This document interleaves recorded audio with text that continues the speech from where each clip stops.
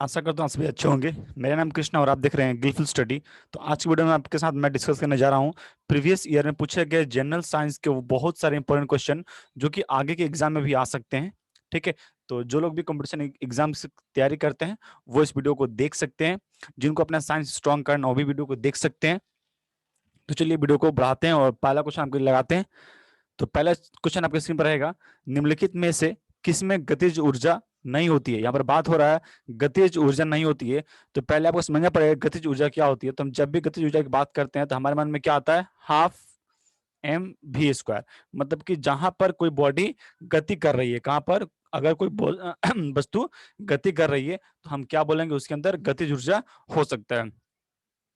अब यहाँ पर आपको ऑप्शन ढूंढने पड़ेंगे, जैसे कि देखिए चली हुई गोली। अब जब चली हुई गोली है तो गोली की स्पीड होता है, मतलब वो भी स्पीड से मान लो चल रही है तो इसके अंदर गतिज ऊर्जा होगा। बहता हुआ पानी, यहाँ भी स्पीड है, यहाँ भी होगा। चलता हुआ हथौड़ा, अगर कोई हथौड़ा को ऊपर नीचे पीट रहा है इसका मतलब उसके अंदर स्पीड है, तो वहां पर भी होगा। अब ये बच गया क्या, खींचा हुआ धनुष।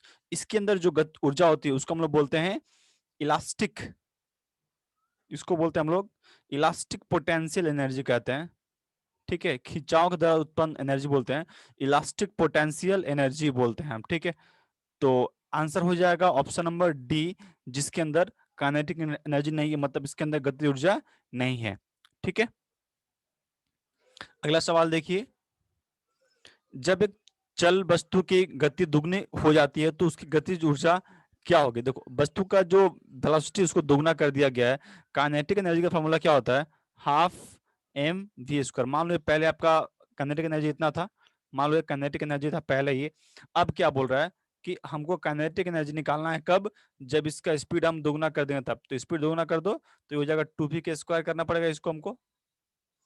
तो आपको मिलेगा 1/2 हाफ 4v स्क्वायर। अब यहाँ से 4 को बाहर निकाल दो तो 4 इंटू क्या बचेगा, 1/2 mv स्क्वायर। और ये क्या था, ये था आपका पहले का काइनेटिक एनर्जी। ठीक है, तो हम यहाँ से बोल सकते हैं क्या कि जो आपका जो फाइनल काइनेटिक एनर्जी बना है वो क्या बना, 4 times of kinetic energy initial बना है। तो आंसर क्या हो जाएगा, चौगुना बढ़ जाएगी। ठीक है, आया समझ में आपको। ओके चलो आगे देखो। अगला सवाल देखिए, बहुत ही इंपॉर्टेंट सवाल है ये। पृथ्वी के गुरुत्वाकर्षण का कितना भाग चंद्रमा के गुरुत्वाकर्षण के सबसे नजदीक होता है। ठीक है, ये बहुत रेयर क्वेश्चन है, बहुत बार एग्जाम में रिपीट हो चुका है। ठीक है, इस कॉन्सेप्ट पर बहुत सारा क्वेश्चन आता है। तो इसका आंसर हो जाएगा 1/6। सभी लोग जानते हैं अगर कोई वस्तु का वजन यहाँ पर 60 kg है तो चंद्रमा पर कितना होता है, 10। कैसे आता है, हम क्या करते हैं, इस 60 को 1/6 से मल्टीप्लाई करते हैं। क्योंकि हमें पता है कि चंद्रमा पर जो गुरुत्वाकर्षण है 1/6 भाग ही होता है अर्थ का, इसीलिए हम उसको 1/6 से मल्टीप्लाई कर देते हैं, ग्रेविटी से मल्टीप्लाई कर देते हैं। तो आंसर क्या हो जाएगा, 1/6 इस सवाल का उत्तर हो जाएगा। अगला सवाल देखिए, जब एक पत्थर को चांद की सतह से पृथ्वी पर लाया जाता है तो क्या पॉसिबिलिटी हो सकती है। ठीक है, एक पत्थर है, उसको चांद की सतह से कहां लेके आ रहे हैं हम, पृथ्वी पर लेके आ रहे हैं, पृथ्वी पर लेके आ रहे हैं। ठीक है, तो क्या पॉसिबिलिटी है, देखो अब हम जब पृथ्वी से लाएंगे तो जो मास है, जो द्रव्यमान है वो नहीं बदलेगा, इसका वेट में बदलाव आएगा। तो पहला ऑप्शन देखो क्या बोल रहा है, इसका द्रव्यमान बदल जाएगा, तो ये गलत है, ये नहीं हो सकता है। इसका भार बदल जाएगा परंतु द्रव्यमान नहीं बदलेगा, हाँ ये अभी लाइन अभी तक सेम है ये। आगे देखते हैं, भार और द्रव्यमान दोनों बदल जाएंगे, गलत, कोई एक बदलेगा। न द्रव्यमान नहीं भार बदलेगा, ये भी गलत हो गया। तो ऑप्शन में जो आपका बी है वो परफेक्ट है। देखो इसका भार बदलेगा, है ना, उसका भार बदलेगा, क्या होगा, 6 गुना बढ़ जाएगा, 6 गुना बढ़ जाएगा जब पृथ्वी पर आएगा तब। और क्या होगा, हमेशा बोल सकते हैं 6 टाइम्स बढ़ेगा, 6 टाइम ये बढ़ेगा। और द्रव्यमान क्या होगा, सेम रहेगा, नो चेंज, द्रव्यमान में क्या होगा, कोई बदलाव नहीं आएगा। ठीक है, तो ऑप्शन नंबर इसका बी सही जवाब हो जाएगा। अगला सवाल देखो, अगला सवाल, साइकिल चलाने वाला मोड़ लेते समय झुकता है। अब ये बहुत इंपॉर्टेंट सवाल है। ठीक है, आरआरबी 2004 में आ चुका है और ये सब मतलब थोड़ा हाई लेवल के क्वेश्चन होते हैं। ठीक है, तो थोड़ा सा ध्यान समझिएगा। जब एक साइकिल सवार जब साइकिल को किसी मोड़ पर घुमाता है तो वो झुक जाता है, ऐसा क्यों होता है। देखो ऑप्शन में क्या बोल रहा है, साइकिल और आदमी की गति समान होनी चाहिए वरना साइकिल फिसल जाएगी, ऐसा कुछ नहीं है। ठीक है, वह देखो, वह झुकता है ताकि गुरुत्व केंद्र आधार के अंदर बना रहे और उसे गिरने से बचा जा सके। तो ये ऑप्शन नंबर जो बी है वो करेक्ट आंसर है। अगर आपने 11-12 में साइंस पढ़ी है तो आपको ये पता होना चाहिए, ठीक है।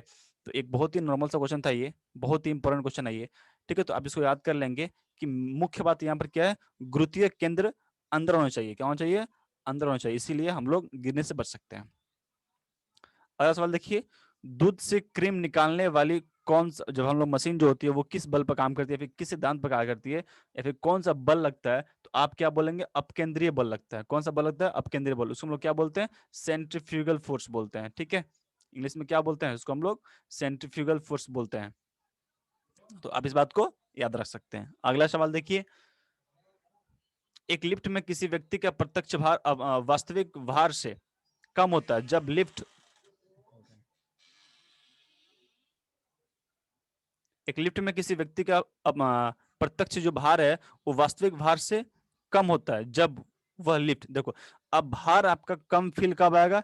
जब आप नीचे आएंगे तब, ठीक है। तो जब आप नीचे आएंगे ना, जब आप नीचे उतरिएगा, लिफ्ट में बैठेगा, देखिएगा आपका जो भार है वो कम हो जाएगा। भार क्या होगा? कम होगा, मतलब आपको हल्का फील आएगा, ठीक है। तो हम क्या बोल सकते हैं?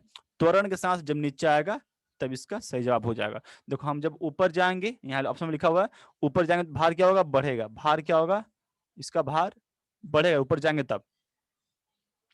अगला सवाल देखिए, लोलक की कालावधि मतलब टाइम पीरियड लोलक का होता है पेंडुलम, फॉर्मूला क्या होता है? टी बराबर 2π L/g, और ये रूट में रहता है, ठीक है। तो ये होता है टाइम पीरियड। अब यहाँ से देखो क्वेश्चन, देखो क्या बोला गया है कि किस पर निर्भर करता है। तो यहाँ पर देखो किस पर कर सकता है? लोलक की लंबाई पर। तो पहला जो है वो लंबाई पर निर्भर करेगा, और दूसरा निर्भर किस पर करेगा? ग्रेविटी पर, ठीक है। ये दो बातों पर लोलक की लंबाई जो टाइम पीरियड वो निर्भर करता है। अब ऑप्शन देखते हैं, द्रव्यमान के ऊपर नहीं होगा, ये पॉसिबल नहीं है, ठीक है। लंबाई के ऊपर हाँ ये होगा, समय के ऊपर नहीं, तापक्रम के ऊपर नहीं।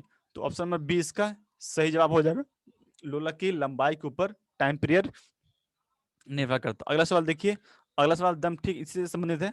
आपसे बोला गया है किसी तरल लोलक सॉरी किसी सरल लोलक की लंबाई 4% बढ़ा दी जाए तो उसका आवर्तकाल क्या होगा? अब देखो आपको क्या बोला गया है, ये आपका टाइम पीरियड है, फॉर्मूला क्या होता है?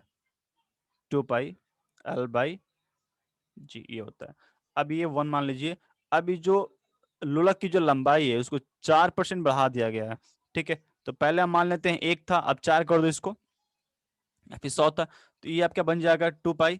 तो ये मान लो उसको 4 लिखते हैं, 4L कर दो 4% को, और क्या है।